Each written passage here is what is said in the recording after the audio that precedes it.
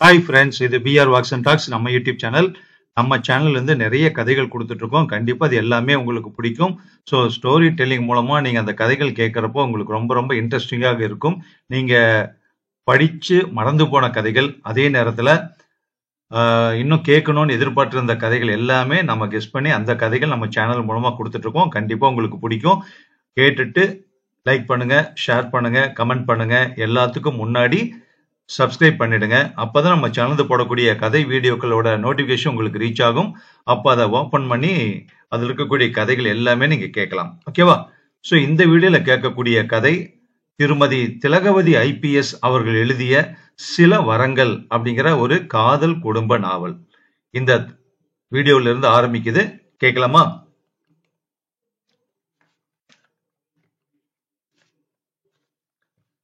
பொதுவாவே ஆண் பெண் ரெண்டு பேருமே மனசு ஒத்து போனா கூட அவங்களுக்குன்னு சில வாழ்க்கையில வாடுறதுக்கான அபிப்பிராயங்கள் இருக்கும்.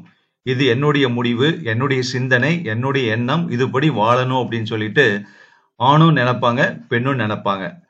அவங்க ரெண்டு பேரும் சேர்ந்து வாழலாம். ஆனா அவங்கவுங்க என்னப்படி வாழலாம்னு முடிவு பண்ணாலும் அப்படி இருக்க முடியுதுமா இந்த சமூகத்துல? ஏன்னா சமூகம் அப்படிங்கிறது பல பேர் பல விருப்பங்களோட, விரோதத்தோட, எண்ணத்தோட, நல்லது கெட்டதோட இருப்பாங்க. அப்ப நல்ல சிந்தனையோட இருக்கக்கூடியவங்களை கூட வாழ்றதுக்கான பல தொந்தரவுகள் சமூகத்திலிருந்து வர ஆரம்பிக்குது. சரி, நாவல் கேட்கலாம். பகுதி 1, அத்தியாயம் 1. உலகம் சூரிய சுடற்கரத்தில் இருந்து நழுவி மயக்கும் மாலையின் மடியில் மகிழ்ந்து கொண்டிருந்த வேளை. மித்ராவின் வீட்டில் இருந்து கூப்பிடும் தூரத்தில் கடல். வாயன் என்னிடம் என்று வாசல் வரை வந்து இரு கரம் நீட்டி அவளை அழைத்த அலைகள் மீண்டும் தன் வாசஸ்தலத்துக்கே திரும்பச் சென்று சங்கமித்துக் கொண்டிருந்தது. வீட்டு வாசலில் நின்று கடலின் முகத்தை பார்த்தபடி நிற்பது மித்ராவின் வழக்கம். அமாவாசை கடலின் இருள் பரப்பில் வெண்ணுரை சிதறின அலைகள். அதை பார்க்கும் போதெல்லாம் கருநீல வெல்வெட்டு விரிப்பின் மேலே மல்லிகை பூவை வாரி இறைத்தார் போல இருக்கே என்பார் கலாதர், மித்ராவின் அப்பா. எப்போதாவது வாய் திறக்கும் அபூர்வ சமயங்களில் தம்புரா தண்டின் வெள்ளை நரம்பு மாதிரி இருக்கே இந்த வெண்ணுரையும் அலையும் என்பாள் அம்மா. மித்ராவுக்கோ இளநரை விழுந்த யுவதியின் தலைதான் நினைவுக்கு வரும். மனம் சஞ்சலப்படும் போதெல்லாம் கடற்கரைக்கு வந்து உட்கார்ந்து கொள்வாள். அது ஆறுதல் தரும் அவளுக்கு. அன்றும் அப்படித்தான் வெறித்த பார்வையுடன் கடற்கரையில் உட்கார்ந்திருந்தாள். அவள் கண்களுக்கு கடலும் அலையும் நுரையும் தென்படவில்லை. மித்ராவின் மனதைப் போலவே கடல் உக்கிரம் கொண்டிருந்தது. அலைகள் ஓவென்ற பேர் இளைச்சலுடன் எழுந்து உயர்ந்து மீண்டும் கடலுக்குள்ளேயே விழுந்து கொண்டிருந்தன. வெறிகொண்ட காற்று அவளது கூந்தலை அலைக்கழித்து சின்ன சவுக்குகளை நெற்றியிலும் கன்னத்திலும் அடித்துக் கொண்டிருந்தது. சரிந்து விழுந்த துப்பட்டாவை எடுத்து 2 தோள்களையும் சுற்றினார் போல இறுக போர்த்தி கொண்டாள். கடல் காற்றுக்கு ஜார்ஜடு துப்பட்டா ஒரு பொருட்டா என்ன? குளிருக்கு ஆதரவாக முழங்காலை நெஞ்சோடு இருக்கினார் போல அமர்ந்தாள். பிரமை பிடித்தவள் போல பொங்கி பொங்கி சீறுகிற கடலையே பார்த்து கொண்டிருந்தாள். விரல்கள் தன்னிச்சையாக கைப்பட்ட இடத்தில் இருந்த மணலை தோண்டி வெளியேற்றிக் கொண்டிருந்தன. நகத்துக்குள் ஈர மணல் துணுக்குகள் புதைந்து வலித்தது. இருந்தாலும் நிறுத்தாமல் அவள் விரல்கள் மணலை தோண்டிக் கொண்டே இருந்தன. அவளது கரம் தரையின் உள் சூட்டை உணர்ந்தது. அவள் கைகள் மேலே குவிந்திருந்த ஈர மண்ணை உருட்டியும் திரட்டியும் அள்ளியும் எதிரில் இருக்கிற யாரோ ஒரு முகம் தெரியாத எதிரியின் மீது அடிப்பவை போல ஆத்திரத்துடனும் வேகத்துடனும் ஆவேசத்துடனும் எரிந்து கொண்டிருந்தன. கை சலிக்க சலிக்க மீண்டும் மீண்டும் மணலை தோண்டுவதும் எரிவதுமாக இருந்தாள் மித்ரா. என்ன பைத்தியக்காரத்தனம் இது! சுய நினைவு பெற்றவளாக தன்னை சுற்றி பார்த்து கொண்டாள். யாரும் இல்லை. நல்ல வேளை. வெறிச்சிட்டு போயிருந்தது கடற்கரை. ஈரக்காற்றின் மனமும் கடலின் மனமும் மீன் இருந்த பாத்திரம் போல மணந்தது அவளை சுற்றி. தூரத்தில் ஒற்றை வளைவாய் தெரிந்தது கல்லறை மண்டபம். மனம் நிறைந்திருக்கும் தருணங்களில் அந்த நினைவு வளைவு அவளுக்கு தாஜ்மஹாலை விடவும் உன்னதமாக தெரியும். தாஜ்மஹால் மன்னன் ஒருவன் தன் மனைவியின் நினைவாக எழுப்பிய காதல் மாளிகை. இதுவோ ஒருத்தியை காப்பாற்ற உயிர் துறந்த இளைஞனின் நினைவை தரித்திருக்கும் தியாக மாளிகை என்று தோன்றும். என்னதான் தியாக மாளிகையாக இருந்தால் என்ன, இதுவும் கல்லறைதானே. கல்லறையை எந்த பெயரிட்டு அழைத்தால்தான் என்ன? அதன் உள்ளீடாய் இருப்பவை வெறும் எலும்புகளும் மண்டையோடும் தானே. மண்டையோடுகளும் எலும்புகளும் வாழ்ந்து முடிந்த மனிதனின் எச்சங்கள்.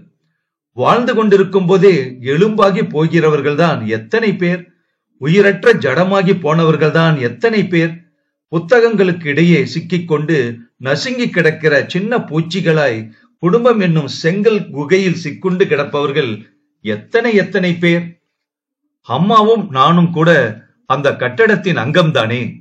இன்று வெளிவந்த அந்த பத்திரிகையை பார்த்துவிட்டுத்தான் துடித்து போனேனே. அம்மா தன் நெஞ்சுக்குள்ளே ரகசியமாக துடித்து போயிருப்பாளே. பூக்கூடையை கவிழ்த்து விட்டார் போல கல்லூரிக்கு எதிரே நின்ற பஸ்ஸில் இருந்து மாணவிகள் இறங்கினார்கள். சிரிப்பு, சிரிப்போ சிரிப்பு. சிரிப்பு அலையாய புரண்டது, சரவெடியாய் வெடித்தது. புத்தக கட்டை தலைக்கு மேலே ஒரு கையால் தூக்கி கொண்டு மறு கையால் அடிவயிற்றை அழுத்தி பிடித்து கொண்டு, ஐயோடா போதும் மித்து போதும் என்று சிரித்தாள் ஒருத்தி. ஏய் ஏய் மித்து, அந்த முயல் ஜோக்க சொல்லுடி இன்னொரு தடவை என்றாள் இன்னொருத்தி. கச்சேரிக்கு தயார் ஆகிறவளைப் போல தொண்டையை செருமிக் கொண்டு ஆரம்பித்தாள் மித்ரா. முயலுங்களை பழக்கி வச்சிருந்தாரா ஒரு விஞ்ஞானி. மணி அடிச்சதும் ஒரு முயல் குட்டி கரணம் போடுமா. குட்டி கரணம் போட்ட முயலுக்கு ஒரு துண்டு கேரட் தருவாராம் அவரு. அத பார்க்க ஜனங்க கூட்டம் கூட்டமா வருவாங்களாம். அன்னைக்கு அம்மா முயல் கூட குட்டி முயலும் வந்துச்சான். எதை வேடிக்கை பார்க்கறதுக்கு இத்தனை கூட்டமும் வந்திருக்குமா அப்படின்னு அந்த குட்டி முயல் கேட்டுச்சான். அதுக்கு அம்மா முயல் சொல்லிச்சான், ரொம்ப கஷ்டப்பட்டு அந்த கிழவனை பழக்கி வச்சிருக்கேன்னா, பாத்துக்கிட்டே இரு, நான் ஒரு குட்டி கரணம் போட்டதும் கேரட்டை எடுத்துக்கிட்டு குடுகுடுன்னு ஓடி வருவான் பாரு, அத பார்க்கத்தான் இவ்வளவு கூட்டம்னு சொல்லிச்சான். கூட்டம் கைத்தட்டி சிரித்தது. வாழ்முளைக்காத அந்த வானரங்களின் அணிவகுப்பு. கல்லூரி வாயிலை அடைந்தது அந்த கூட்டம். பக்கத்தில் இருந்த பெட்டிக்கடையில் பத்திரிகைகள் விற்பனையாகும் வேலியின் மேல் உட்கார்ந்திருந்த ஓனான் போல மேல் கயிற்றில் தொங்கிக் கொண்டிருந்த பத்திரிகை ஒன்றின் அட்டையில் ஏதோ தெரிந்த முகம் போல கண்ணில் பட்டது போல இருந்தது அவளுக்கு. 4 அடி எடுத்து வைத்தவள் நின்றாள், திரும்பினாள், அந்த பெட்டிக்கடையை நோக்கி நடந்தாள். பத்திரிகையின் அட்டையை கவனித்தாள். அப்பாதான், கூட ஆண்டியும், அவர்களின் 2 பையன்களும். பார்க்க கூடாத எதையோ பார்த்து விட்டது போல துணுக்குற்றாள் மித்ரா. தொடக்கூடாத எதையோ தொட்டு விட்டது போல மனதுக்குள் அசூயை பரவியது. கையில் இருந்த பர்ஸை திறந்து சில்லறையை கடைக்காரனிடம் கொடுத்துவிட்டு பத்திரிகையை வாங்கிக் கொண்டாள். தன்னுடன் வந்த மாணவிகள் தன்னை கவனிக்கிறார்களா என்று நிமிர்ந்து பார்த்தாள். சிரிப்பும் கும்மாளமுமாக அவர்கள் தூரத்தில் நடந்து போய் கொண்டிருப்பது தெரிந்தது. சின்ன குழலாய் பத்திரிகையை சுருட்டி பிடித்தபடி பெரிய மரத்தின் பின்னால் ஒளிந்து கொள்பவள் போல நின்று கொண்டு பத்திரிகையின் பக்கங்களை புரட்டினாள். அப்பாவுக்கு பத்மஸ்ரீ விருது கொடுத்து கௌரவித்திருந்தது அரசு. பத்திரிகை நிருபர் ஆண்டியை பேட்டி கண்டிருந்தார்.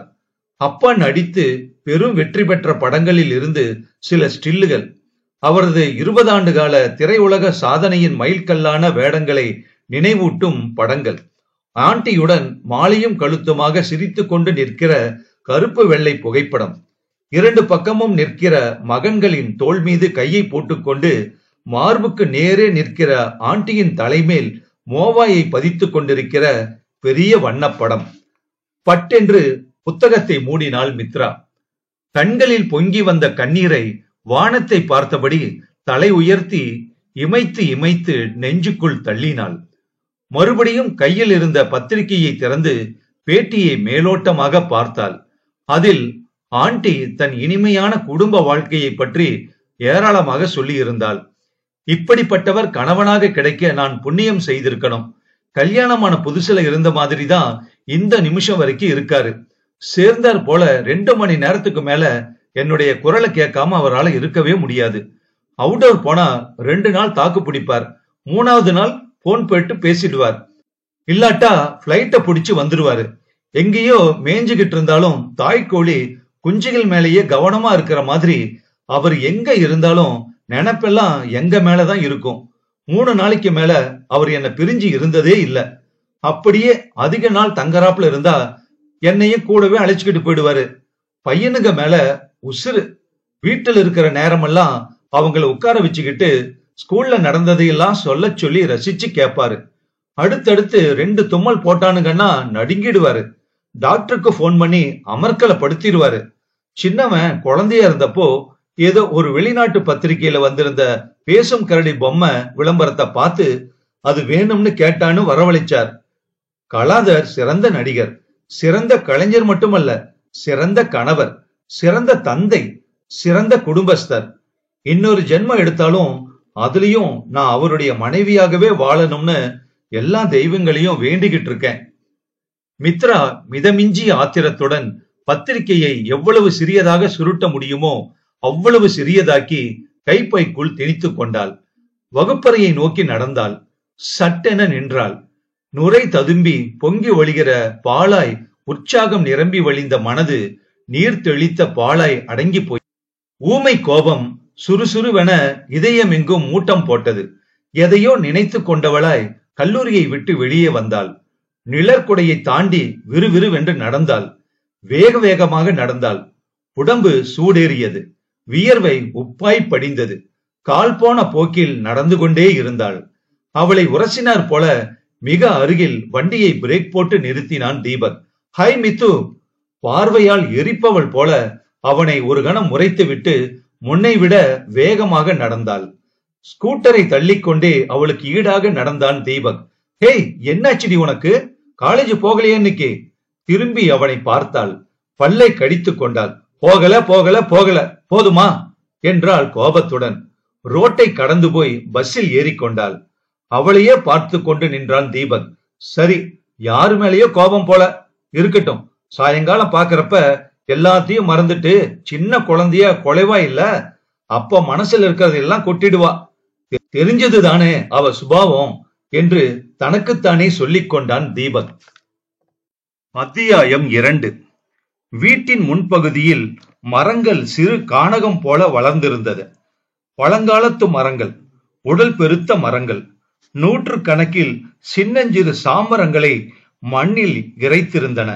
கரும் பச்சை இலை அடர்ந்த வேப்ப மரங்கள், புன்னை மரங்கள், பூவரச மரங்கள், வாத நாராயண மரங்கள். தூரத்தில் கடல் ஏதோ சோக ராகத்தை சீராக எழுப்புவது போல இறைந்து கொண்டிருந்தது. ஈரம் சுமந்த கனத்த காற்று எங்கும் பரவி இருந்தது. வாசலின் இரும்பு கதவை மெல்ல திறந்தாள் மித்ரா. கிரீச்சிடாமல் திறந்து கொண்டது கதவு. மசக்கெண்ணெய் இட்டு சத்தம் எழாமல் பார்த்து கொள்ள வேண்டியது காமாட்சியின் பொறுப்பு. சனிக்கிழமை தவறாமல் தோட்டக்காரன் சோமையாவுக்கு மசக்கெண்ணெய் எடுத்து தந்து கதவுகளின் கீழ்களுக்கு எண்ணெய் அபிஷேகம் செய்விப்பவள் அவள்தான். அம்மாவுக்கு சத்தம் பிடிக்காது. காற்றின் ஒளியும் கடலின் ஒளியும் தவிர பிற ஒளிகளை அவள் ரசிப்பதில்லை. அதனாலேயே செருப்பு வாங்கினாலும் ஓசை எழுப்பாத ரப்பர் பதித்த பாதணிகளைத்தான் மித்ரா வாங்குவாள். சலங்கைகளை அகற்றிய பாத சரத்தைத்தான் அணிந்து கொள்வாள். ஒளி எழுப்பும் கண்ணாடி வளையல்களை கூட அவள் அணிந்து கொண்டதே இல்லை. அம்மாவுக்கு சத்தம் பிடிக்காதே.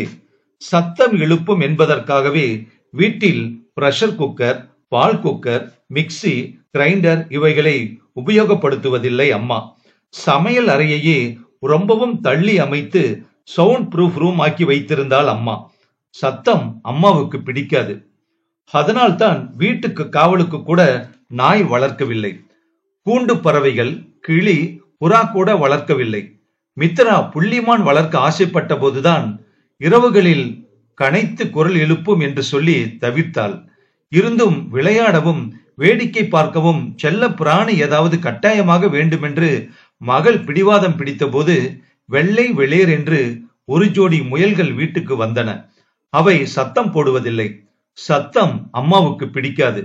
வேப்ப மரத்தின் நிழலில் உட்கார்ந்திருந்தாள் அம்மா.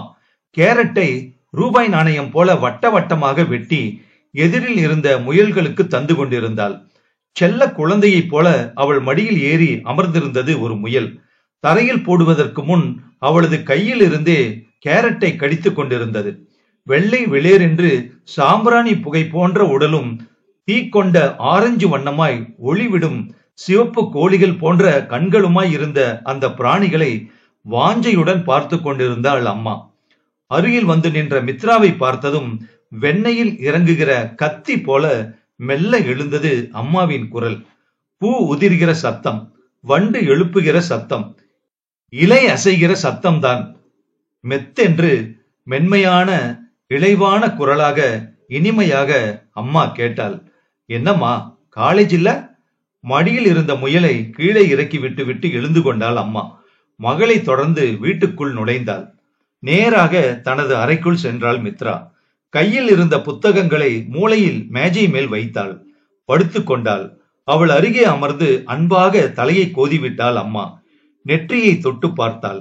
வெளியில் இருந்து வந்ததும் புன்னகையும் கலகலப்புமாக பொங்கி வழியும் மித்ராவின் அமைதி அவளை சங்கடப்படுத்தியது. என்னம்மா? பதில் சொல்லாமல் ஒன்றுமில்லை என்பது போல தலையசைத்தாள் மித்ரா. தலை வலிக்குதா? உடம்புக்கு ஏதாவதா? சொல்லு மித்து. தலையணையில் இருந்து தலையை உயர்த்தாமலே ஒண்ணுமில்லம்மா என்றாள் மகள். சற்று நேரம் அவளின் அருகிலேயே அமர்ந்திருந்த அம்மா எழுந்து போய் காஃபியுடன் வந்தாள். காஃபி குடி மித்து. காஃபியை குடித்துவிட்டு காலி கோப்பையை சுவர் ஓரமாய் கிடந்த டீப்பாயின் மேல் வைத்தாள். அம்மா, இப்ப நான் கேட்கிற கேள்விக்கெல்லாம் நீ பதில் சொல்லணும். சொல்லுவியா? புன்னகை செய்தாள் அம்மா. பக்கத்தில் அமர்ந்த மித்ராவின் பாப் செய்யப்பட்ட தலையை கைகளாலே ஒதுக்கி சீர் செய்தாள். ஏம்மா, அப்பாவால உன்னுடைய குரலை கேட்காம 2 மணி நேரத்துக்கு மேல இருக்க முடியுமா? அம்மாவின் முகம் மணப்பெண்ணின் கன்னம் போல சிவந்தது. சொல்லுமா, 2 நாளைக்கு மேல வெளியூர்ல தங்கறதுன்னு சூழ்நிலை ஏற்பட்டா அங்க இருந்து போன் போட்டாவது உங்ககிட்ட பேசுவாரா? வேளைக்கு நீ சாப்பிட்டியான்னு கேட்பாரா? முடியற போதெல்லாம் பேசுவாரு, அவ்வளவுதான். இதுல என்ன மணிக்கணக்கு? 3 நாளைக்கு மேல உன்னை பிரிஞ்சு இருக்கிறதுக்கு அவர் கஷ்டப்பட்டிருக்காராமா? அதுக்கு மேல வெளியூர்ல தங்க நேரிட்டா உன்னை கூடவே அழைச்சுக்கிட்டு போயிருக்காரா?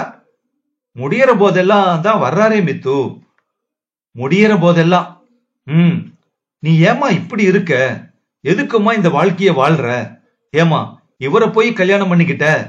ஒரு நாளாவது நல்ல பாட்டை கேட்டேன், இந்தா அந்த சிடி, நீயும் கேட்டு பாருன்னு வாங்கி வந்திருக்காரா? நல்ல சாப்பாடு சாப்பிட்டேன், நீயும் சாப்பிட்டு பாருன்னு உன்னை கூட கூட்டிக்கிட்டு போய் வாங்கி தந்திருக்காரா? இல்ல நல்ல புத்தகம் படிச்சேன், நீயும் படிச்சு பாருன்னு கொண்டு வந்து தந்திருக்காரா? நல்ல சேலைய கண்ணுல பட்டுதுன்னு வாங்கிட்டு வந்தேன்னு சொல்லியிருக்காரா? என்னம்மா தாம்பத்தியம் இது? ஏன் நீயே உன்னை ஏமாத்திக்கிற, இப்படி தண்டிச்சுக்கிற? அம்மாவின் முகம் இறுகி போனது. உணர்ச்சிகளே பிரதிபலிக்காத திறமையற்ற ஓவியன் கல்லில் வடித்த சிற்பமாய் உயிரற்று போனது. சொல்லேமா.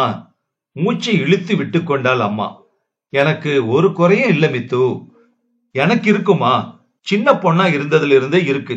ஒவ்வொரு பள்ளிக்கூட விழாவின் போதும் எல்லோரும் அவங்க அப்பா அம்மாவோட வர்றப்ப நான் எப்படி சிரித்து போயிருக்கேன் தெரியுமா? எங்க அப்பா வாங்கி தந்ததுன்னு பெருமையா ஒவ்வொருத்தையும் பாவாடையையும் தாவணியையும் மிடியையும் சல்வார் கமிஸையும் காட்டும் போது எவ்வளவு வேதனைப்பட்டிருக்கேன் தெரியுமா? இந்தியாவிலேயே எங்கேயும் கிடைக்காத பேசும் கரடி பொம்மையா வெளிநாட்டுல இருந்து வரவழைச்சு தர சொன்ன. பேசும் கரடியா? என்ன அது என்பது போல அம்மா நிமிர்ந்து அவளை பார்த்தாள். நீ என்ன ஒரு குறையும் இல்லாமதாமா கவனிச்சுக்கிட்டு இருக்க. எல்லாம் தான் வாங்கி தர்ற. இருந்தாலும் என்ன, அப்பா என்ன எப்பவாவது வெளியே அழைச்சுக்கிட்டு போயிருக்காரா? இங்க வர்றப்ப மட்டும் ஆசையா அன்பா 4 வார்த்தை பேசிட்டா போதுமாமா? அதோட அப்பாவின் கடமை முடிஞ்சிடுமா? ஆஸ்பத்திரியில 1 மாசம் உடம்பு சரியா இல்லாம கிடந்தனே, ஒரு தடையாவது வந்து பார்த்தாரா? இதெல்லாம் என் மனசுல பெரிய குறையாதானே இருக்குமா? நான் ஒன்னும் 2 தும்மல் போட்டதும் ஊர்ல இருக்கிற டாக்டருங்களை எல்லாம் கூப்பிட்டு அமர்க்களம் பண்ணணும்னு எதிர்பார்க்கலையே. அம்மா தலை குனிந்து அமர்ந்திருந்தாள். பொதுவாக எல்லோரும் சிரித்தால் தெரியும் அழகு அம்மாவின் அமைதியான முகத்திலேயே தெரியும். அவள் அதிர்ந்து சிரித்ததில்லை, அழுதது கூட இல்லை. ஆனால் மனதின் சோகம் முகத்தில் கவிந்து நெற்றியில் ரேகைகளை உண்டு பண்ணும் போது அந்த நேரங்களில் அவளை கண்ணால் பார்க்கவே முடியாது. கண்களில் திரண்ட கண்ணீர் மார்பின் மேல் இருந்த கரும் பச்சை வண்ண சேலையில் விழுந்து பரவியது. உன்னால பதில் சொல்ல முடியாதுமா, நீ சொல்ல மாட்ட. நான் அவர்கிட்டயே கேட்டுக்கிறேன். அருகில் இருந்த போனை கையில் எடுத்தாள் மித்ரா. வேண்டாமா, அவர் வீட்டுல இருக்க மாட்டாரு இந்த சமயத்துல. அங்க இருக்கிறவங்க கிட்ட நாம அவரை பத்தி விசாரிச்சா நல்லா இருக்காது. அவரா எப்பவாவது பேசுவாரு. அப்ப பேசுமா? நல்லா இருக்குமா? அவரா எப்பவாவது பேசுவாரு. நல்லா இருக்குமா? ரொம்ப நல்லா இருக்கு. ஏமா, இத்தனை வருஷத்துக்கு பின்னாலையும் அந்த வீட்டுக்கு போன் பண்றதுக்கு கூட உனக்கு சுதந்திரம் இல்ல. எப்படியோ போ. புருஷன் இருக்கிறதா நினைச்சுக்கிட்டு இருந்தாலும் நீ அனாதை தான். பெத்தவங்க இருக்காங்கன்னாலும் நானும் அனாதை தான். மீண்டும் கட்டிலில் நகர்ந்து படுத்துக் கொண்டாள் மித்ரா. அம்மா எப்போதும் போல் அமைதியாக அறையை விட்டு வெளியே நடந்தாள். அத்தியாயம் 3. பூஜை அறையில் இருந்து பாடும் அம்மாவின் குரல் கேட்டது. தன்னையே உருக்கி காற்றில் ஓசையாக்கி கரைத்து கொண்டிருந்தாள். அவள் வழக்கம் துன்பங்கள் கூர்வாளாய் மனதை கீறி ரணப்படுத்தும் தருணங்களில் இப்படித்தான் இசையில் சரண் புகுந்து விடுவாள். மனதின் பாரங்களை மனிதர்களுக்கு முன்னால் கொட்டி இறக்குவதை விட இறைவனிடம் இசை ரூபமாக தன் துன்பங்களை இறக்கி வைப்பது அவளுக்கு ஆறுதல் தந்தது. மித்ரா கேட்ட கேள்விகள் அவளை சிதைத்து கொண்டிருந்தன. விறுவிறு என்று பூஜை அறைக்குள் நுழைந்தவள் சுவரில் சாய்த்து வைக்கப்பட்டிருந்த 2 மனை பலகைகளில் ஒன்றை போட்டுவிட்டு அதற்கு எதிரே தானும் இன்னொரு மனையை போட்டுக்கொண்டு அமர்ந்தாள். காலியா இருந்த மணப்பலகை கலாதருக்கு. எந்த நேரத்திலும் அவன் அங்கு வரக்கூடும், வருவான் என்று அவள் எதிர்பார்த்து கொண்டே இருந்தாள். அவன் வந்தவுடன் அமரும் ஆசனமாக அதை பாவித்துக் கொண்டாள். அம்மாவின் சுபாவம் அது. அந்த வீட்டில் இவர்கள் இருவரோடும் கலாதர் அரூபமாக சேர்ந்து வாழ்ந்து கொண்டிருப்பதாகவே பாவித்தாள். தம்பூராவை ஒரு குழந்தையை போல் ஏந்தி எடுத்தாள். மடியில் இருத்தி கொண்டாள். மீட்டினாள். மத்தாப்புக்களாய் சுருதியின் ஜாலங்கள் சிந்தத் தொடங்கின. நவரச கானடாவில் பாப்பநாசம் சிவனின் பாடல் நெஞ்சை இளக்கியது. நான் ஒரு விளையாட்டு பொம்மையா ஜெகன் நாயகியே உமையே உந்தனுக்கு? தேவியின் கண்களில் இருந்து பெருகிய கண்ணீர் மார்பு சேலையை நனைத்தது. நான் நிலத்தில் பல பிறவி எடுத்து திண்டாடினது போதாதா உந்தனுக்கு? பாட்டு பாட அவளுடைய மனதின் கனம் குறைந்தது. அருளமுதை பருக அம்மா அம்மா என்று அலறுவதை கேட்பது ஆனந்தமா? ஒரு புகழின்றி உன் திருவடி அடைந்தேனே, திருவுள்ளம் இறங்காதோ உந்தனுக்கு? மனசில் ஓலம் அடங்கியது. அடுத்து தியாகராசரின் ஏடி ஜென்மம் இது. அப்புறம் பக்த ராமதாசரின் கீர்த்தனை என பாடல்கள் தொடர்ந்தன. ஜென்ம ஜென்மாந்திரமாக தொடர்ந்து வந்த வாசக்கட்டில் பிணித்து வேறு செய்வதறியாது என்னை ஸ்தம்பிக்க வைக்கும் இந்த பாவ கிருத்தியங்களில் இருந்து இறைவா நான் கடை தேறுவது எப்போது? எனக்கு ஆன்ம விடுதலை நல்கி ஒரு பாதார விந்தத்தில் ஐக்கியப்படுத்திக் கொள்ளும் நாள் என்று வரப்போகிறது. சப்த உக்கரங்களால் அறை நிறைந்து வீடு நிறைந்து அவளும் நிறைந்து வழிந்தாள். சோகத்தால் விழிகளில் இருந்து கண்ணீர் தாரை தாரையாய் கொட்டியது. அவள் குரலை தங்க கம்பி என்று உலகம் சொல்லும். தங்க கம்பிகளால் ஆன இழைகளை கொண்டு நவரசங்களையும் பாவோபேதங்களையும் ஒரு அலட்சியத்துடன் எழுப்புபவள் அல்ல. விதூஷிகை அவள். தேச வரம்புகளை கடந்த உலக இசை ரசிகர்களின் தெய்வமாக விளங்கும் பாடகி அவள். அவள் குரலில் அனாவசியங்கள் இல்லை, அழுத்தம் இருந்தது. வித்தைகள் இல்லை, வித்வாம்சம் இருந்தது. ரசிகர்களை பந்தாக்கி உருட்டி வானத்தில் எரிகிற பந்தா இல்லை. மாறாக கூப்பிட்டு பக்கத்தில் உட்கார வைத்துக் கொண்டு தலைவாழை இலை போட்டு விருந்து படைக்கிற பாவம் இருந்தது. அது மனுஷர்களுக்கான பாட்டு இல்லை, தெய்வங்களுக்கானது என்றார்கள். என்றாலும் நதி தன் சமுத்திர சங்கம பயணத்தில் கதியில் ஊராருக்கும் பயன் தரத்தானே செய்கிறது. தேவி தன்னை மறந்து பாடிக்கொண்டிருந்தாள். அன்றைய காலை பத்திரிகையை அதுவரை மித்ரா பார்க்கவில்லை. ஒழுங்கு குலையாமல் கட்டிலுக்கு அருகே இருந்த டீப்பாயில் மடித்து வைக்கப்பட்டிருந்தது. எடுத்து மேலோட்டமாக அதை பார்த்தாள். காமாட்சி அம்மாள் காஃபி கொண்டு வந்து அவள் பக்கத்தில் வைத்தாள். காஃபி ஆறுது பாரு, குடி பாப்பா. காத்தால வந்த பேப்பரை சாயந்தரத்துல படிக்கிற? காலத்தை எல்லாம் பொருட்படுத்துறது இல்ல அத்த, நான் சித்த புருஷி என்றாள் நாடக பாணியில். 2வது பக்கம் மூலையில் கலாதரின் பெயர் பெரிய எழுத்துக்களில் இருந்தது. அன்று மாலை மனவளர்ச்சி குன்றிய குழந்தைகளின் பள்ளிக்கூட விழாவில் அவன் கலந்து கொள்வதாய் அறிவித்தது. மந்தை வெளியில் உள்ளது அந்த பள்ளி. அனைவரும் வருக என்று எல்லாரையும் அழைத்தது அந்த அழைப்பு. போனால்தான் என்ன, அப்படியே அப்பாவையும் பார்த்துவிட்டு வரலாமே. புறப்பட தயாரானால் மித்ரா. கருப்பு வெள்ளையில் பென்சில் அகலத்துக்கு கோடுகள் போட்ட மிடியும் மிரர் ஒர்க் எம்ப்ராய்டரி செய்த கருப்பு நிற டாப்ஸும் அணிந்து கொண்டாள். தலையை படிய வாரிவிட்டு பிறை வடிவத்தின் கீழ் முள் முளைத்தார் போன்ற கருப்பு நிற பிளாஸ்டிக் ஹெட்பேண்டை அணிந்து கொண்டாள். சற்று கிரீம், பவுடர், கொஞ்சம் ஸ்ப்ரே, ஒரு கையில் வாட்ச், காலில் காலணி, கையில் தோளில் இருந்து நீளமாய் தொங்குகிற முதலை தோல் பை. கூட்டம் தொடங்கும் முன்னரே மித்ரா வந்து அமர்ந்து விட்டாள்.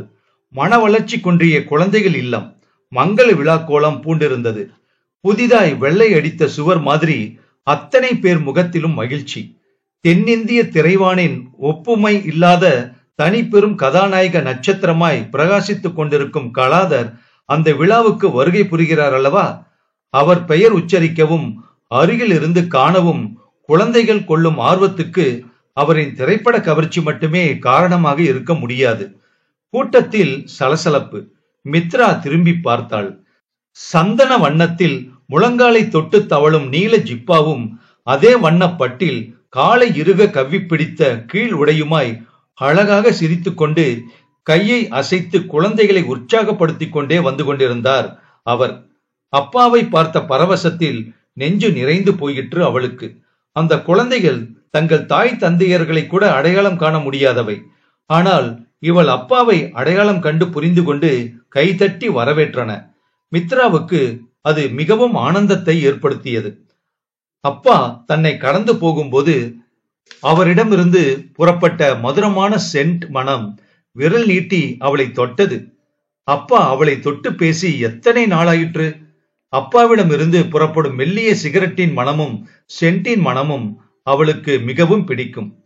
நல்லா படிக்கணும், நல்லா விளையாடணும், நல்லா சாப்பிடணும், என்ன மித்துக்கண்ணா என்று அவர் கொஞ்சுவதை நினைக்கும் போது சூனியத்தில் இருந்து 2 கைகள் முளைத்து அவளை இதமாக ஆதரவாக தழுவிக்கொள்ளும். அப்பாவை நினைக்கும் போதெல்லாம் அவளை தூக்கி ஆகாயத்தில் வீசி வீசி பிடிக்கும் விளையாட்டு நினைவுக்கு வரும். ஒரு கணம் அப்பாவுக்கே உரித்தான மனம், அவர் மார்பு சூட்டு கதகதப்பு, பாதுகாப்பான உணர்வு. மறுகணம் பிடிமானம் இல்லாமல் காற்றில் மிதக்கும் பாவனை. பூக்குடையாய் காளானாய் இடுப்பு பாவாடை விரிந்து கொள்ள பாராசூட்டை தரை இறங்கல். ஐயோ, கீழே விழுந்துவிட போகிறோமோ என்ற பயம் நெஞ்சை கவ்வும். வாரி அணைத்துக் கொள்ளும் அப்பா. மீண்டும் தூக்கல், வீசல், போடல், இறங்கல், பயந்து போதல், பிடித்தல், மீண்டும் மீண்டும் மீண்டும். அம்மா, அப்பா மாதிரி போட்டு போட்டு பிடியேன் என்றால் தாய் மௌனம் களையாமல் இதழ் பிரியாமல் புன்னகை செய்வாள். விடுமுறைக்கு வீட்டுக்கு வரும்போதெல்லாம் அப்பா வரவேண்டும் என்று அவள் மனது கெஞ்சும். அதே மனசுதான் இப்போதும் கெஞ்சியது. அப்பா, இங்கே இருக்கிற எத்தனையோ அனாதை குழந்தைகளை நீங்கள் வாரம் தவறாமல் வந்து பார்க்கிறீர்களாமே, அவங்களுக்குன்னு உங்க நேரத்தை ஒதுக்கி வச்சு நீங்களே குழந்தையாகி விளையாடுறீங்களாமே, என்னையும் அந்த குழந்தைகளில் ஒருத்தியா ஏத்துக்க கூடாதா? எனக்கென்றும் ஒரு நேரம் ஒதுக்கி விளையாடக்கூடாதா என்னோடு? குழந்தைகளின் கைத்தட்டலுக்கு இடையே இல்லத்தின் தலைவி ஆண்டறிக்கை வாசிக்கும் போது சொன்னார். பெற்றோராலும் ஏன் சமூகத்தாலுமே புறக்கணிக்கப்பட்ட குழந்தைகளுக்கு கலாதர் தாயாய், தந்தையாய், குருவாய் விளங்கி தனது மானுட கடமையை செம்மையாய் ஆற்றி வருகிறார் என்றால் அது மிகையாகாது. தன் சம்பாத்தியத்தில் கணிசமான பகுதியை இந்த இல்லத்துக்கு வழங்கி நேரம் கிடைக்கும் போதெல்லாம் வருகை தந்து குழந்தைகளை அரவணைத்து காக்கும் வள்ளல் கலாதர் அவர்களை இக்குழந்தைகளின் சார்பாக வணங்கி வரவேற்கிறேன். அப்பா எப்பொழுதுமே வார்த்தைகளை சிக்கனமாக செலவழிப்பவர். அதோடு மற்றவர்களை விட ஒரு அடி உயரத்தில் தன்னை பிறர் நிறுத்தி வைப்பதை ஒத்துக்கொள்ளாதவர். அந்த அம்மாள் பேசிக் கொண்டிருக்கும் போதே அப்பா இறங்கி வந்து குழந்தைகளோடு அமர்ந்து கொண்டார். குழந்தைகளுக்கு என்று அவராகவே கொண்டு வந்து கொடுத்திருந்த லட்டு மிக்சர் பொட்டலத்தை வாங்கி பிரித்து அவர்களோடு சாப்பிட்டார். பொட்டலத்தை பிரிக்க தெரியாத பிள்ளைகளுக்கு பிரித்து கொடுத்தார். லட்டை தொட்ட எண்ணெய் பிசக்கு கையுடன் ஒரு குழந்தை அப்பாவின் ஜிப்பா பொத்தனை திருகியது. இன்னொரு குழந்தை எட்டி நின்று மயில் இறகால் வருடுவது போல அவரை பூங்கரங்களால் தொட்டது. மற்றொன்று அவரது கையில் கட்டியிருந்த வாட்சை பிடித்து இழுத்தது. ஒன்று தூரத்தில் நின்று அவரை பார்த்து தலை சாய்த்து சிரித்தது. அவரை அடுத்து உட்கார்ந்திருந்த பையன் அவரை பொருட்படுத்தாமல் கடைவாயில் நீர் வடிய லட்டை துணுக்குகளாக்கி பரத்தி கொண்டிருந்தான். அப்பா புறப்பட்டார். அவர் நடந்த பாதையின் இரு ஓரங்களிலும் நாற்காலிகளில் இருந்தவர்களின் பேச்சு கொடுத்தவர்களிடம் பேச்சு, நோட்டை நீட்டியவர்களுக்கு ஆட்டோகிராஃப், பெண்களுக்கு கைகூப்பல், மற்றவர்களுக்கு புன்னகை, வாலிபர்களுக்கு கையசைப்பு, இருவரிடம் விசாரிப்பு என்று நகர்ந்து கொண்டிருந்தார் அப்பா. அருகில் நெருங்க நெருங்க மித்ரா பதற்றத்துக்கு ஆளானாள். அப்பா அவளை பார்த்ததும், மித்துக்குட்டிமா, நீயுமாடா வந்திருக்க? பரவாயில்ல. ஆமா, அம்மா வரலையா என்று கேட்டு வாஞ்சையுடன் அவள் கன்னம் தொடுவாரா? அப்பா அவளை கடந்து சென்றார். அப்பா, நான் தான்ப்பா உங்க மீத்துக்குட்டி. கூச்சல் இடலாம் போல இருந்தது அவளுக்கு. கூட்டத்தை தள்ளிக்கொண்டு ஏன் விரைகிறோம் என்ற உணர்வே இல்லாமல் அவரை நோக்கி வேகமாய் நகர்ந்தாள். அப்பா நின்றார், திரும்பினார். குறிப்பாக அவளை பார்த்தார். சௌக்கியமாமா? வீட்ல எல்லாரும் நலமா? எல்லோருக்கும் காட்டுகிற அதே முகம், அதே தொனி, அதே விசாரிப்பு. ஒரு நொடியில் அவளை மூன்றாவது மனுஷியாக்குகிற புன்னகையை வீசிவிட்டு பார்வையில் இருந்து மறைந்து போனார். மித்ரா சுருங்கி போனாள். பச்சை பசேல் என்று இருக்கிற புத்தம் புதிய தேயிலை கொழுந்துகள் எந்திரத்தில் பட்டு ஈரமிழந்து அதே நொடியில் சருகாவது போல மித்ரா வற்றி வாடி உலர்ந்து சருகாகி போனாள். அப்படியே உறைந்து போய் நின்றாள் மித்ரா. இந்த நாவலோட தொடர்ச்சி அடுத்த பகுதியில கேட்கலாம்.